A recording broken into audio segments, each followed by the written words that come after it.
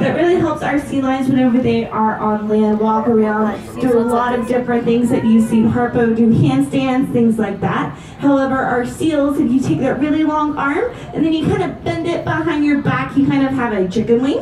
That's kind of what our seals have. So they're not as graceful on land, but they are still just as beautiful swimming around in the water. But you'll see them on land kind of doing a little inchworm technique like that right there. We call that lumping. That's how they get around on land.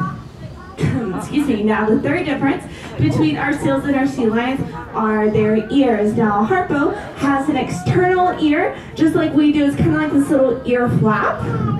However, our seals kind of have an internal ear, so that you can see right there, Harpo showing that all his ears. So he has that external ear, whereas our seals have more of an internal ear. It's kind of like a little hole that's up behind their eyes.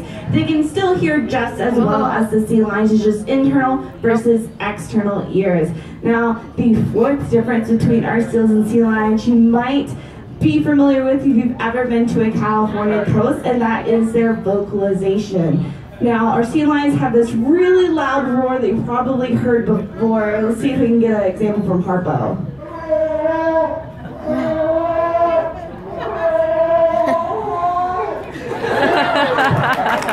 Thanks, Harpo. That was beautiful. So yes, you're probably really familiar with that here in California. However, have you guys ever heard a seal before? Do you want to hear a seal today? Okay, you're going to have to deal with my best impersonation. Okay, you ready? Thank you. So the seals are really, really silent. It's more like a little raspberry, it's a little air that you're going to hear. So if you ever actually hear a seal out in their natural environment, you are way too close. Both of these animals are protected. So if you see them, do keep your distance from them.